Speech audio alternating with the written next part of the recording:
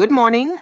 These are your Nassau Guardian highlights for Monday, March 2nd, 2026, brought to you by your Daily Bahamas headlines, especially for people on the go and those who are visually impaired. We begin with the main story. The headline reads, Government bracing for fallout from war. A joint United States and Israeli strike on Iran over the weekend reportedly killed Iran's supreme leader and triggered retaliatory attacks across the Middle East.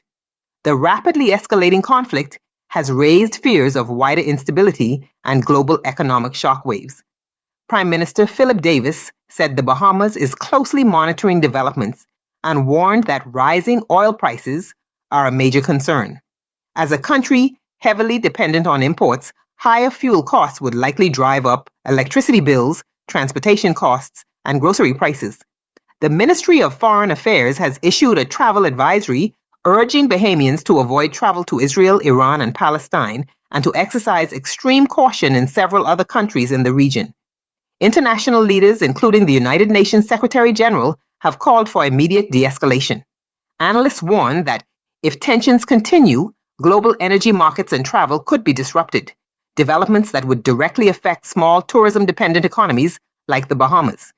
In other national news, Prime Minister Davis addressed questions about the Grand Lucayan Resort in Grand Bahama after more than 200 employees were made redundant. He insisted the redevelopment is progressing and said large-scale developments do not happen overnight. Government officials confirmed affected workers received their full legal severance packages and efforts are underway to assist them with job placement. Meanwhile, the Bahamas Department of Correctional Services is seeking to temporarily outsource laundry services at the Fox Hill Prison. Only 2 of 8 industrial washing machines are operational, leaving clothing for more than 1,800 inmates backed up. The commissioner said the arrangement will be temporary until funding is approved to purchase new equipment. On page 3, a new airport terminal has been commissioned in Mayaguana as part of the Family Islands Airport Renaissance Initiative. The government says the project will improve connectivity and support future economic development, including planned port and investment projects on the island. Now turning to the front page of the business section. Prime Minister Davis told international investors that the Bahamas offers certainty amid global challenges. Speaking at the 2026 Bahamas Business and Investment Forum in Florida, he said the country's political stability, strong legal framework under English common law, and protection of property rights provide confidence even during uncertain times.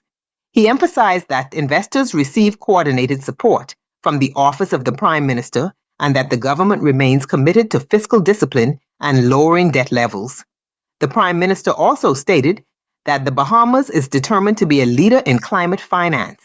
He pointed to the country's seagrass meadows and mangroves as valuable natural carbon sinks that, when properly measured, can attract climate-related investment. He said, the Bahamas aims to align environmental protection with innovative financing that brings together public and private capital. In regional trade news, Bahamas Trade Commission Chairman Barry Griffin secured adoption of Trade and Services Amendments at the Caribbean European Union Parliamentary Assembly. The move formally recognizes services, including tourism and financial services, as a core component of Caribbean exports, a significant development for the Bahamas economy. Also in business, Integra Group rejected claims made by the Save Eczema Alliance, calling them misinformation related to the Exuma development project. Turning to the editorial, The Guardian reflects on the growing Middle East conflict and warns that small nations must be prepared for global shocks beyond their control. The paper stresses that diplomacy and stability are critical, particularly for economies dependent on tourism and imported goods.